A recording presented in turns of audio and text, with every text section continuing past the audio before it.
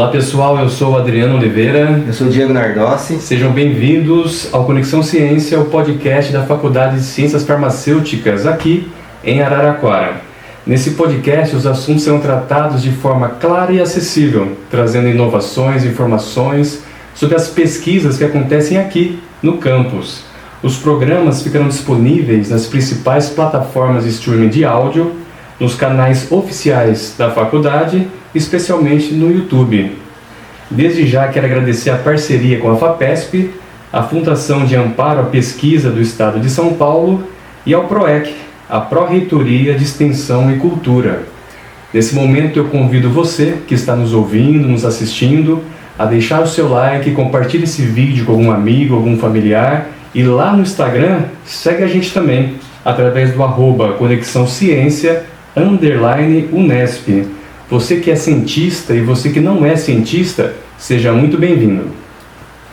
Muito bem, Adriano. E a entrevista de hoje, a nossa conversa aqui é com a professora doutora Tatiana Maria de Souza Moreira, nossa colega aqui do Departamento de Ciências Biológicas. E eu vou apresentar então a professora Tatiana para o pessoal que está nos acompanhando, nos ouvindo e nos assistindo. A professora Tatiana possui graduação em Farmácia Bioquímica pela Universidade Estadual Paulista Júlia de Mesquita Filho, ou seja, é prata da casa, mestrado e doutorado em Ciências Farmacêuticas pela mesma universidade, então foi formado aqui nas nossas categorias de base, né, Adriano?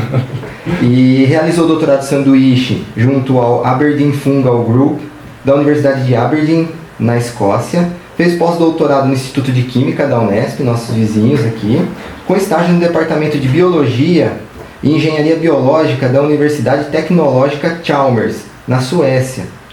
Tem experiência interdisciplinar nas áreas de Biologia Molecular, Engenharia Metabólica, Biologia Sintética e Microbiologia. Tal formação permitiu a atuação em linhas de pesquisa como clonagem e expressão de proteínas recombinantes em bactéria, levedura e células de mamífero, otimização de vias metabólicas, produção heteróloga e análise química de fitocompostos e atividade antimicrobiana. Desenvolveu o projeto de pesquisa financiado pela chamada de pesquisas de enfrentamento da Covid-19, como bolsista de desenvolvimento tecnológico e industrial nível A, DTIA, do CNPq, para maturação in vitro e rastreamento de anticorpos contra o RBD de SARS-CoV-2, com implementação da técnica de Yeast Surface Display. Atualmente trabalha como professor assistente de Biologia Molecular na Faculdade de Ciências Farmacêuticas da Unesp, a nossa querida FCF, aqui em Araraquara, desenvolvendo pesquisa de rastreamento de anticorpos por Yeast Display responsivos a antígenos de patógenos para desenvolvimento de diagnóstico precoce e acessível. Só isso. Só tudo isso, só. Seja muito bem-vinda, professora. Obrigada. É um prazer conversar com você. Obrigada. Professora, eu quero iniciar já essa entrevista com uma pergunta que é: por que a professora faz ciência? Adriano, olha, eu sempre fui uma pessoa muito curiosa. E a curiosidade me levou a fazer ciência. Então eu tinha muitas perguntas, eu entrei na faculdade, as perguntas foram aumentando. E realizando estágio de pesquisa na graduação, entrando na pós, eu percebi que esse era o caminho para conseguir responder a essas perguntas, conseguir sanar essas curiosidades que, como a vida se desenvolve, como os organismos se relacionam, como eu trato uma doença, como eu faço o diagnóstico de uma doença. Então, com a pós-graduação, eu consegui ter uma visão desse caminho, dessas respostas, e continuei e fiz pós-doutorado e quero continuar agora como professora, né, respondendo essas curiosidades, essas perguntas, e ajudando também os meus alunos, né, a terem essa curiosidade, desenvolverem respostas, trabalharem nessas respostas para as perguntas. Então, eu tenho um caminho que vem de curiosidade, né? Mas que foi o melhor caminho que eu vi para o meu desenvolvimento pessoal e profissional. Trabalhar com o que gosta não tem preço, né? Exatamente. É verdade. Às vezes o pessoal comenta algum fato divisor de águas, né, durante a carreira acadêmica do pesquisador, que dá aquele estalo, né, para ele seguir a carreira científica. Você teve alguma coisa assim, ou no seu caso foi mais dia a dia, paulatino, que você foi descobrindo essa sua vocação? Foi o dia a dia. Então eu tinha um resultado, tinha aquela atividade, tá, mas por que tem aquela atividade? Então eu ia para uma outra técnica, eu ia para uma outra área. E se eu consigo aplicar isso para ser usado na população? Tenho que fazer uma formulação? Como que eu vou fazer? Então foi o dia a dia. Cada resultado que eu tinha me abria uma nova pesquisa, me abria uma nova pergunta, e isso foi me levando sempre. Então, no meu caso, não teve um fato, nossa, eu preciso trabalhar com isso, ou, agora é que eu entendi. Então, não, foi o dia a dia, cada pecinha do dia que me desenvolvia, me levava para aquela direção que foi tomando, né, minha carreira. Eu acredito que na área científica, na pesquisa, quando encontro uma resposta, abre-se 25 perguntas. E vai se abrindo, e é um caminho de descoberta diária. Deve ser instigante. É instigante. É um problema, porque você quer resolver todas e você não consegue.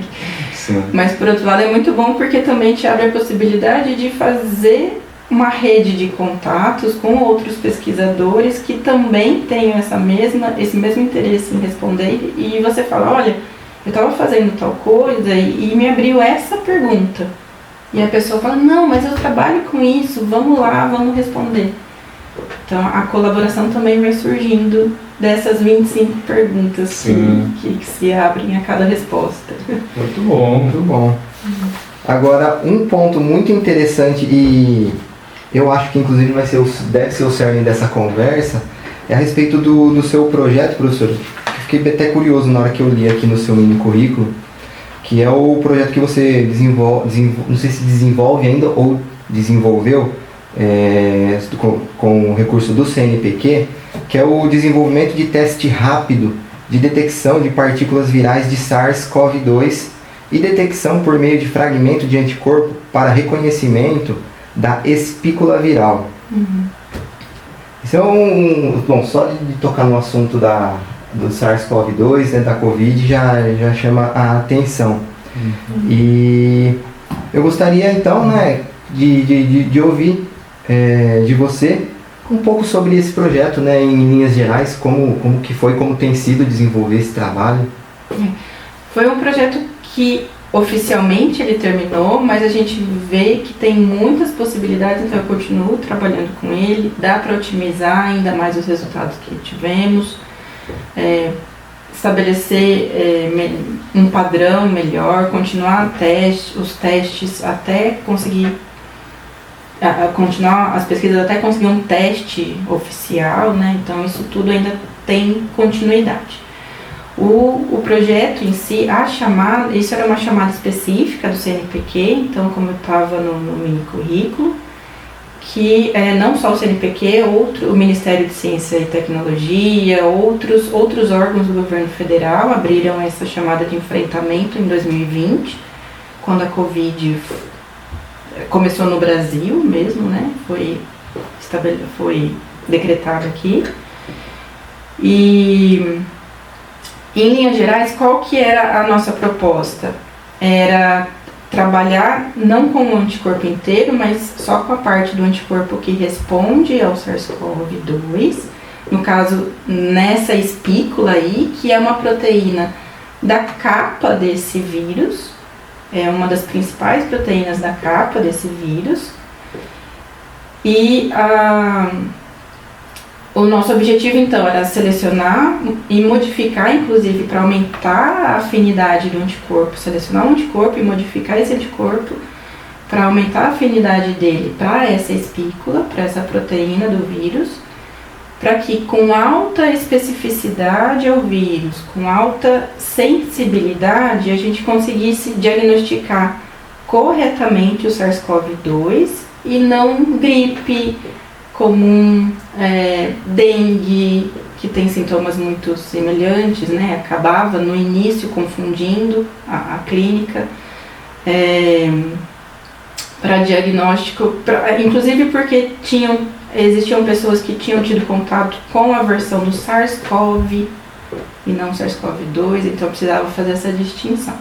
Então, o nosso projeto entra nessa linha de auxiliar o nosso país ao diagnóstico correto da doença, pensando inclusive em evitar todo aquele caos que foram os momentos de isolamento e lockdown, porque não tinha diagnóstico suficiente no país, né? Faltaram muitos reagentes por muito tempo para tanto ter proteção individual como para ter diagnóstico também.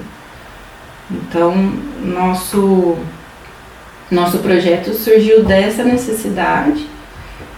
Naquele momento a gente não conseguiu responder no tempo, durante a pandemia ainda, porque a gente não podia vir trabalhar. Não tinha como. Nossos colaboradores que desenvolveram depois o teste físico em si também não podiam ir trabalhar, então demorou um pouquinho, e agora é que a gente vem vendo os frutos desse diagnóstico com testes em laboratório ainda. É uma equipe que desenvolveu, professora? A professora junto com uma equipe? Nós aqui ficamos responsáveis pela maturação, né, que é essa modificação do anticorpo, a seleção do anticorpo, a produção de partículas. Eu com outros laboratórios aqui, laboratório de imunologia da professora Alexandra, o professor Marlos também. Então, a gente fez um desenvolvimento inicial do reagente, que foi então um biosensor desenvolvido, e o pessoal do Instituto de Química da USP de São Carlos, junto com a Unicamp também, é que desenvolveram o teste físico e testaram esse biosensor no teste que eles têm padronizados lá de impedância elétrica. Nossa, interessante. Aí já entra numa outra linha que eu ainda tenho curiosidade, mas não consegui entender. Sim. Professora, e a professora falou de teste, né, sobre esse desenvolvimento. E o que motivou a criação A professora pode ter até falado sobre na sua explanação, mas interessante novamente a gente conversar. O que motivou a criação desse projeto? E qual a importância de desenvolver um teste rápido para a detecção de SARS-CoV-2? Então veja que a gente tinha todo o mundo, né, vivendo em uma pandemia, claro, né, tinha necessidade de muitos reagentes, e inclusive reagentes para diagnóstico. Então faltaram reagentes em muitos países. O que nós aqui no laboratório de biologia molecular, o que a gente tinha é conhecimento para fazer. A gente tinha conhecimento para usar um micro-organismo, para com esse micro-organismo rastrear um anticorpo que desse a resposta. Então, como academia, como cidadãos, a gente tinha a responsabilidade de dar essa resposta para o nosso país, de falar, olha, a gente também pode ajudar, né? A gente pode contribuir nesse desenvolvimento e num avanço tecnológico no nosso país que já pode ser aplicado a outras doenças, claro, não precisa esperar outra pandemia, mas que infelizmente vem se falando cada vez mais de doenças que vão ficar mais constantes, vão atingir um maior número da população. Então, que com agora a implementação das técnicas que a gente usou aqui nesse projeto, a gente pode... O foco era auxiliar, né, no enfrentamento da pandemia, mas agora a gente pode expandir essas técnicas implementadas para outras doenças, muitas outras doenças que já existam, ou que venham a aumentar, ou que venha a ter algum surto. E durante a pandemia, né, quando eclodiu, a área de ciência teve muito pouco tempo para agir. Tanto no desenvolvimento das vacinas, até mesmo dos testes, né, muito pouco tempo. Então foi uma luta contra o tempo.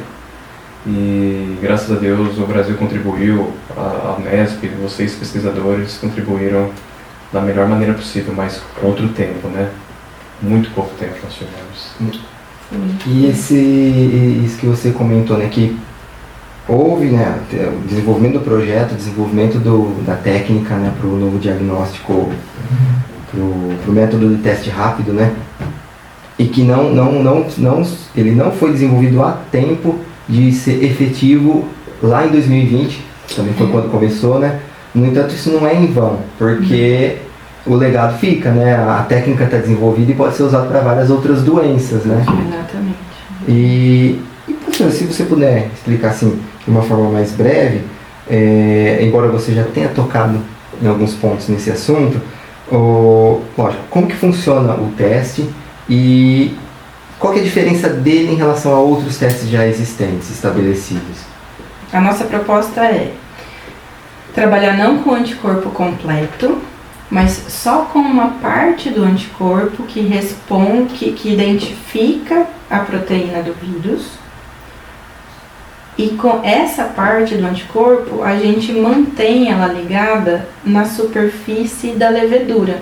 Sabe essa levedura que a gente faz pão em casa? Sim. A gente usa uma modificada geneticamente no laboratório e a gente usa justamente a parede dela, o que envolve essa levedura, para ligar essa porção do anticorpo que reconhece uma proteína como a proteína do vírus.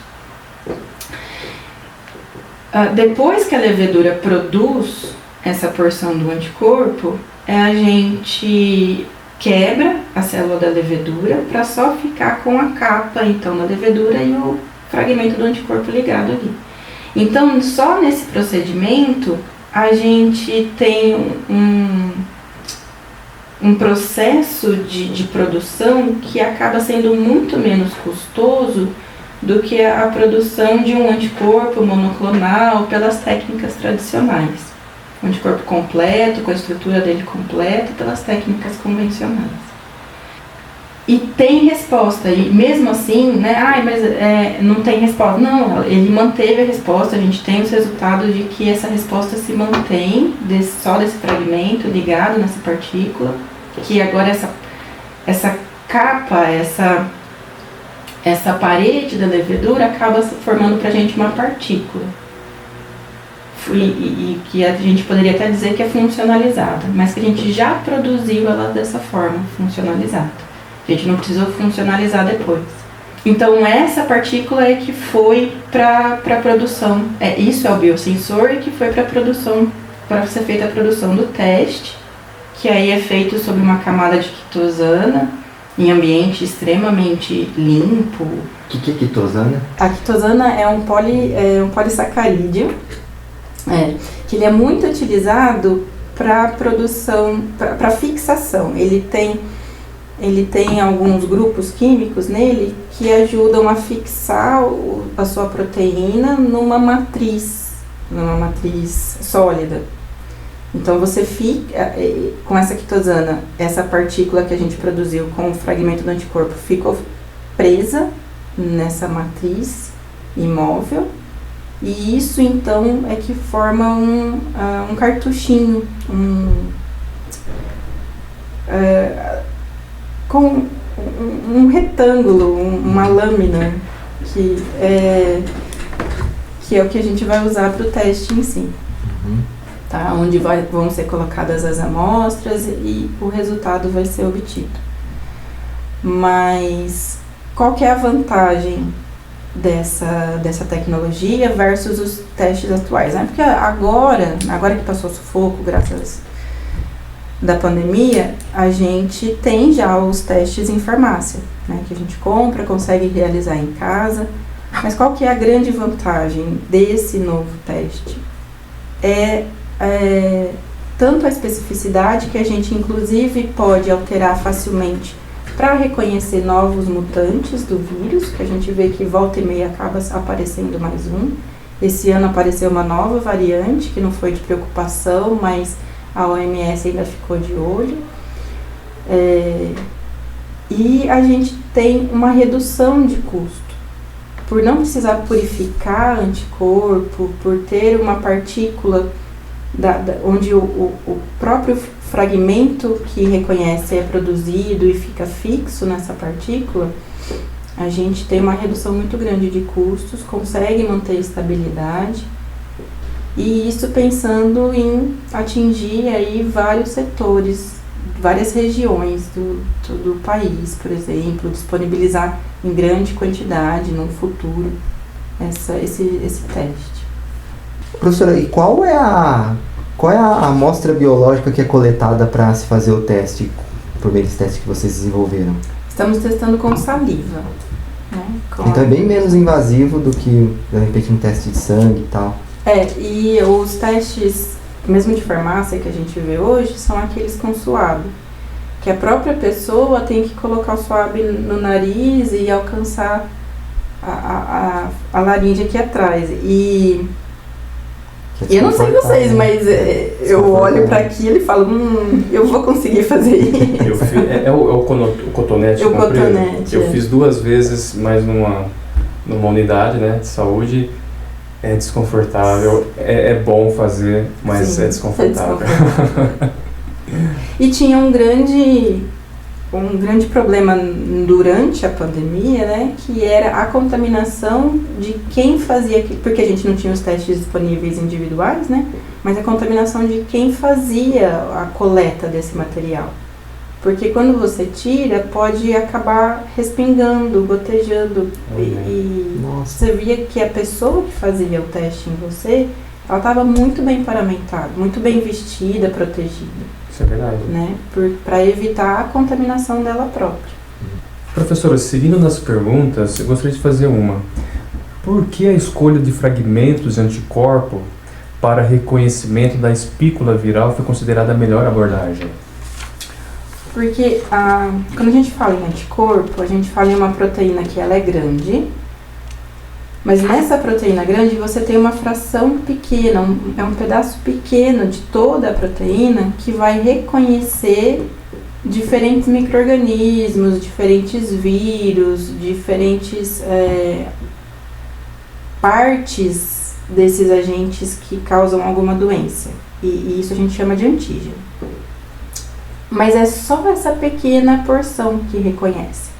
Então, de todos os anticorpos que a gente produz, por exemplo, só alguns deles é que vão reconhecer a espícula do SARS-CoV-2, que é a proteína, então, da capa, a principal proteína dessa capa do vírus do SARS-CoV-2. O nosso corpo, quando vai combater uma doença, ele precisa do anticorpo inteiro, claro. Mas para a gente usar esse anticorpo na bancada e só reconhecer o vírus, a gente não precisa de toda a proteína do anticorpo. A gente precisa só dessa porçãozinha, que é o que reconhece. E é o que a gente chama de fragmento variável. Se a gente tem uma proteína menor, que já dá a resposta e ela é mais fácil de ser produzida, a gente consegue, num futuro, né, mas em algumas pesquisas já citam isso, a gente consegue escalonar essa produção de forma relativamente fácil e com um custo que a gente sempre visa que seja um custo menor do que o custo do anticorpo completo. Sim. Isso é interessante, né? São diversas preocupações paralelas, né? Tem a viabilidade a validação do teste, né? Mas também tem a preocupação dos recursos que envolvem, né? Recurso de tempo, recurso de dificuldade técnica, de custo, né? Eu reparei que em todas as nossas entrevistas, né, o mundo científico, as pesquisas tá sempre de olho no recurso financeiro também, porque tem que ser algo acessível. Pesquisa ciência não é algo barato, porque precisa estar sempre movimentando, precisa de equipe, de instrumentos, de insumos, e o produto final também precisa estar acessível à comunidade, quando é no caso de farmacologia, medicamentos. Então é legal para você tocar nesse ponto também de recursos, que me lembrou das outras entrevistas. Então, assim, como que está ligado também a ciência com com esse custeio, né, com essa parte financeira. E é interessante... Perdão, professor, pode... Não, pode falar. Não, porque os recursos são escassos, né? Eles não são infinitos, né? Isso E que o é pessoal, legal. na prática da pesquisa, toda vez, né, como você relatou, eles têm uma noção muito clara disso. Vocês têm uma noção muito clara disso. Verdade. Até mesmo o recurso de tempo, porque vocês não têm tempo para testar tudo que vocês gostariam. Então também é uma escolha que vocês têm que fazer, né? Haja mente, hein? Haja cabeça para isso. A gente tem que imaginar que o que a gente está desenvolvendo aqui em Araraquara, estado de São Paulo, sei lá, ele tem que chegar numa frase chavão, né? Mas tem que chegar do Oiapoque ao Chuí, né? Então, tem que o sistema, principalmente olhando para o nosso sistema único de saúde, que tem essa abrangência toda, que tem esse potencial tão abrangente, a gente tem que visar a possibilidade do Sistema Único de Saúde abraçar esses novos reagentes, esses novos kits, para benefício do sistema, claro, mas para conseguir levar a todos os cantos do país. Sim. Em benefício da população, principalmente, né, professora? Que é quem sustenta todo esse sistema, né? Sim. A gente fala, por exemplo, né, o seu projeto financiado pelo CNPq, a própria iniciativa do Conexão Ciência, que tem apoio institucional da Unesp por meio da PROEC e da FAPESP, né? É tudo recurso público do pagador de imposto. Então, quando a gente traz esses holofotes para mostrar o que tem sido feito com esses recursos, eu acho que é uma satisfação que a academia dá, ó, não está sendo jogado fora, está sendo usado para uma coisa que vai reverter em benefício da população. Né? Vai devolver à comunidade. Vai devolver. Professor, e esse teste rápido que vocês desenvolveram, ele tem então potencial mesmo para ser desenvolvido, para ser adaptado para outras doenças virais no futuro? Tem sim. Todas as técnicas que a gente implementou, elas, e até a técnica de desenvolvimento do teste mesmo, com os nossos colaboradores das outras universidades, isso tudo tem potencial para ser aplicado para outros micro-organismos, bactérias, fungos, para diagnóstico, né, deles, para diagnóstico de outras doenças virais. Tem grupos de pesquisa trabalhando para diagnóstico de câncer, para localização, inclusive, do tumor. Então, como são fragmentos pequenos, tem grupos usando esse fragmento para chegar até um tumor e marcar onde esse tumor está no organismo. Então, tem uma grande aplicação. A única coisa que é preciso trocar, que em termos de biologia molecular é fácil, é a sequência que vai dar esse fragmento variável do anticorpo. Então, perto de toda a técnica, essa troca acaba sendo molecularmente fácil nas técnicas que a gente tem estabelecidas no laboratório. Só indo nessa linha que o Diego fez a pergunta, e como a professora vê a aplicação clínica desse teste e sua integração com o sistema de saúde? Tá. Eu só frisar aqui que o teste ainda não está pronto para aplicação clínica, né? Então, isso é importante, porque às vezes a gente passa a noção de que está ali para ser vendido, né? Não, mas não. Esse teste, então, ele teve um grande sucesso, assim, de resultado em laboratório. A gente precisa fazer os testes com amostras reais de pacientes, comparar com o diagnóstico de padrão ouro, que ainda existe hoje, determinado pela OMS, pela Organização Mundial da Saúde. E aí, então, quando a gente tiver essa comparabilidade do teste padrão ouro com o nosso teste, a gente vê essa aplicação podendo chegar. O foco é que essa aplicação vá para o Sistema Único de Saúde, mesmo porque foi um desenvolvimento financiado já pelo Ministério da Ciência, pelo CNPq, Ministério da Saúde. Então, o nosso foco é que chegue ao Sistema Único de Saúde, depois de todos os testes finalizados, para que então o sistema possa distribuir, né, para diferentes regiões. E aí a gente fala de qualquer região, porque o grande problema, por exemplo, do teste padrão ouro é que é uma PCR, acho que muitas pessoas acabaram ouvindo falar nisso, né? Então vamos fazer uma PCR para poder diagnosticar. Quando eu trabalhava com os comitês de ética, o CEP, né, que é o de pesquisa com seres humanos, e a CEUA, que é de pesquisa com animais, eu via muito isso. Depois, na época da pandemia, eu via bem mais. Sim. E até hoje eu não faço ideia do que seja isso daí. PCR, né? É uma reação que ela consegue amplificar milhões de vezes uma coisa que às vezes tem uma cópiazinha só. Então, se você tem poucos vírus, poucas partículas virais contaminando você, mas você consegue coletar essas amostras e levar para esse teste de PCR, vai amplificar milhões de vezes, e aí você consegue ver num resultado traduzido por programas específicos, né? Você consegue ver que aquela pessoa realmente tem o vírus nela. Traz a clareza ali, né? Ele amplia. Exatamente. Só que veja, eu preciso de algo que tem que ter um computador para fazer a tradução desse resultado e um equipamento que vai fazer esse resultado. E uma pessoa que vai preparar essa reação para acontecer no equipamento.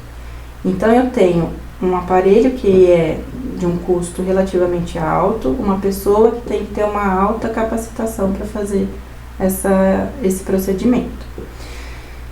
E isso impediu, principalmente durante a pandemia, que era quando a gente mais precisava, que regiões afastadas de centros, de capitais, tivessem acesso a esse diagnóstico. E aí a gente sabia que o CNPq fazia reuniões constantes com a gente sabia que às vezes a pessoa que tinha dúvida, né, se tinha Covid ou não, ela demorava 1 mês para ter o resultado, se ela tinha Covid ou não.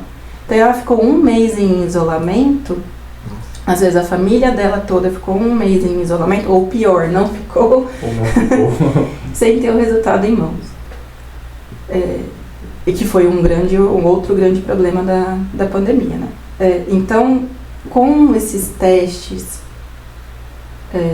que a gente está tentando chegar no final dele, de falar, não, realmente esse é compatível, a gente visa que mesmo essas pessoas afastadas, elas possam ter acesso a um teste seguro que o próprio sistema de saúde disponibilize, né? Porque elas têm agora acesso a testes para serem feitos em casa, que são comprados em farmácia, e ok, mas não é todo mundo que pode pagar quanto está um teste hoje, Sim. uns R$30, né? Então é importante que o sistema único possa disponibilizar sem controle, não sem controle, sem restrição. Sem né? restrição. Daí a vantagem de ser barato, então. Pela Também, vantagem né? de ser barato. Mais uma, né? Mais uma. Me chamou a atenção a professora falando do padrão ouro. Seria eficácia e eficiência? O que seria o padrão ouro? O padrão ouro, o teste da PCR, ele então foi determinado pela Organização Mundial de Saúde como padrão ouro, porque é o que dava um menor número de falsos negativos ou falsos positivos, que indicava com mais certeza se a pessoa realmente estava infectada pelo vírus do SARS-CoV-2, né, o vírus que levava a Covid, ou sem erro de ser algum outro vírus, com menor chance de ser um resultado errado, de que a pessoa estava infectada por outro vírus. Seria mais fidedigno, que fala, né? Mais confiável. E mais confiável. Mais confiável. Mais confiável. Olha a importância disso.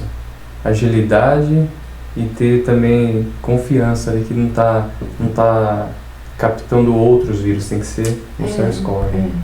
Gente, a gente passou pela pandemia, pelo menos eu passei pela pandemia sem imaginar outro lado do muro. Eu só via pesquisas, agência de ciência, eu não sabia todos esses detalhes.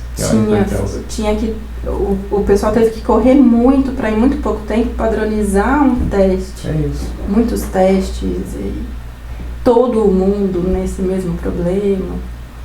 Então foram tempos terríveis que a gente precisa, infelizmente, estar preparado para novos tempos assim. Então a gente precisa da implementação de tecnologias, precisa do investimento em tecnologia, em pesquisa, em produção no nosso país, inclusive para não ficar dependente de grandes centros como a China, os Estados Unidos, para ter esses reagentes, para fazer os diagnósticos. Aprender com o que a gente passou, né? A história foi difícil e aprender com ela. Isso mesmo, isso mesmo. Exatamente. E assim, né? O que aconteceu, foi uma coisa, não vou dizer inédita, mas realmente muito rara, né? E a gente, sei lá, desde a gripe espanhola talvez não tivesse um negócio tão... Acho que foi. De tão, assim, tanta abrangência. E é muito importante a gente aprender porque de tempos em tempos acontece. Pode demorar um século, mas acontece. E para a gente não apanhar tanto quando acontecer de novo. Sim. Como você falou, professora, por não ter o diagnóstico à disposição ou então um teste tão confiável, sei lá, eu fui diagnosticado com Covid. Aí automaticamente o Adriano também tinha que ficar de quarentena, sendo que de repente se ele tivesse um teste à disposição, já saberia, não, você não tem, então você não precisa. Nossa, então, agora imagine isso numa escala gigantesca de uma economia global. Exatamente. Né? A diferença que isso faria, e até para sanidade das pessoas, e que fez, né? Famílias que as pessoas ficaram sem poder se ver, enfim. O estresse, né? Toda aquela pressão, aquele ano foi terrível, né, para todo mundo. Tem vários estudos dos efeitos da ansiedade, do estresse, depressão, atraso de desenvolvimento infantil, né, que as crianças pararam de ir à escola, de ter contato com um colega. Sim.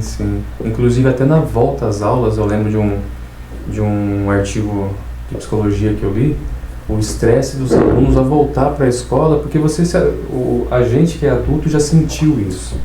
A gente já sentiu essa dificuldade, esse estresse. A criança, ela ficou 2 anos em casa. Sim. Então, assim, para você sair da escola foi difícil, para voltar para a escola foi difícil também. Voltar a ter interação sem medo, com carteiras espalhadas, eu lembro disso na televisão, carteiras espalhadas, então os pequenos sentiram bastante. E foi meio tateando também, né? A gente não tinha exata certeza da eficácia de todas essas medidas. Então você faz para prevenir, é melhor você pecar pelo excesso de zelo do que pela omissão, né? E aí agora a gente imagina que tem um conhecimento melhor para saber lidar com isso. Se acontecer de novo, espero que demore muito tempo para acontecer. E que estejamos prontos. E é graças à contribuição de pesquisas como a sua, né? Que são importantíssimas para que a gente não fique no escuro, né? Eu vi novamente nessas reuniões do CNPq que tem muitos pesquisadores engajados em ver o que a pandemia, como enfrentar a pandemia naquela época, o que a pandemia deixou de resultado, de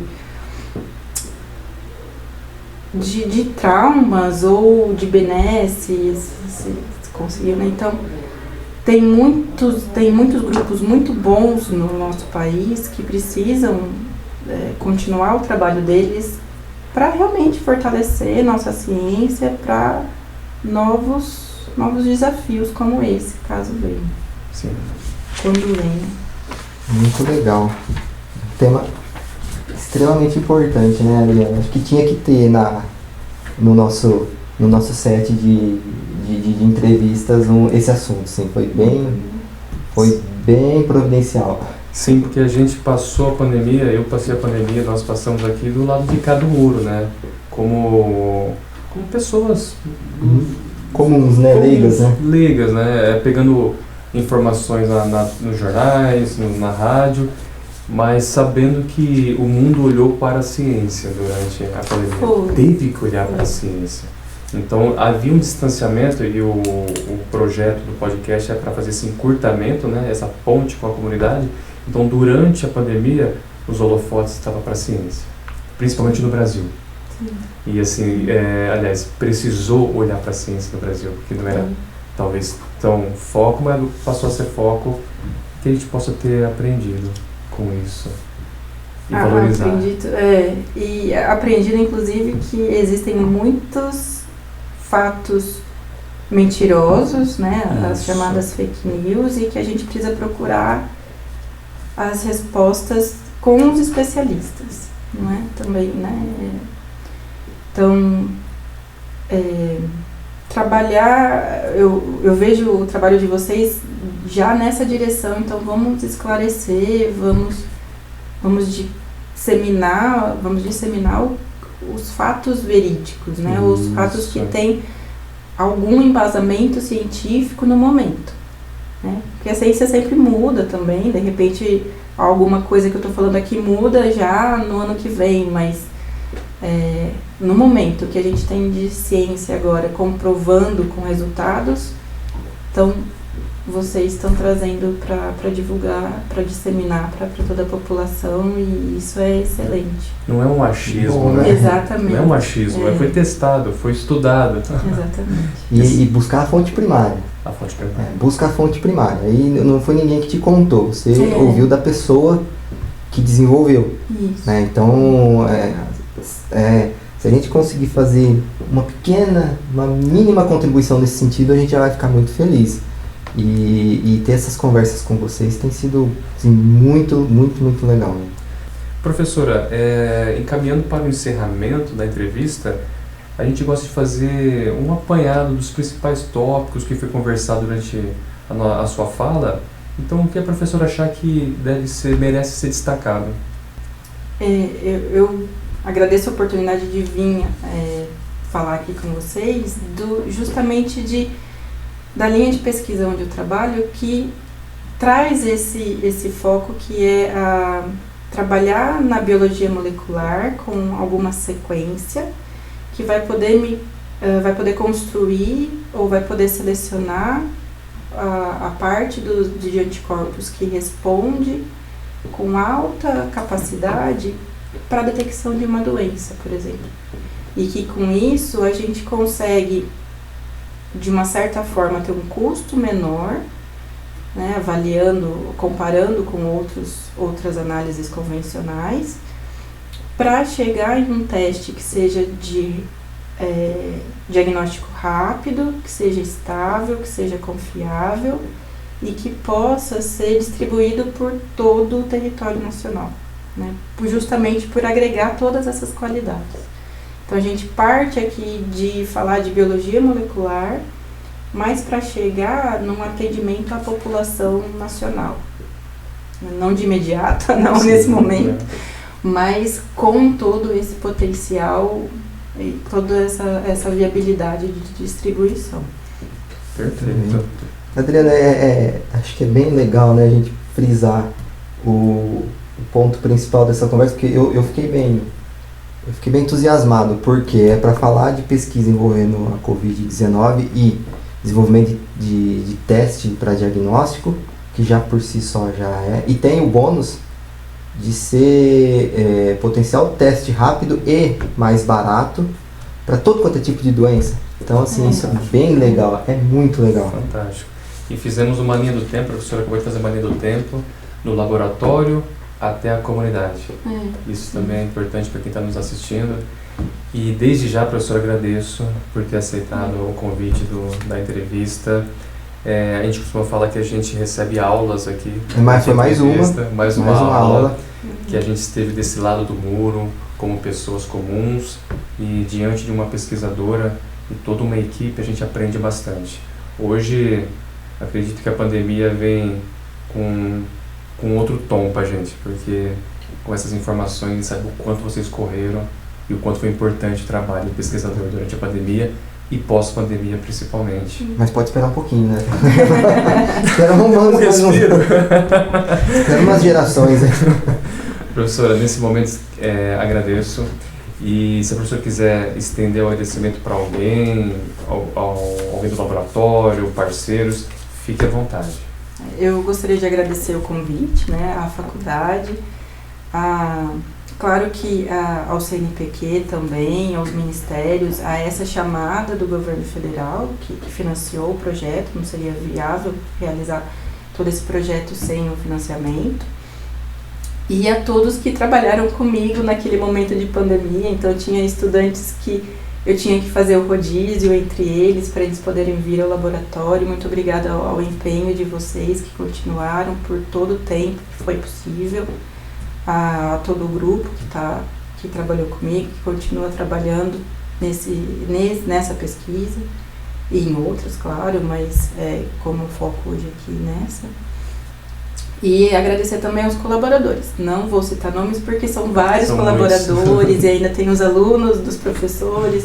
Então, a todos os colaboradores que trabalharam junto nesse projeto também, que teve um encaminhamento muito bom e tem um potencial aí ainda a ser trabalhado.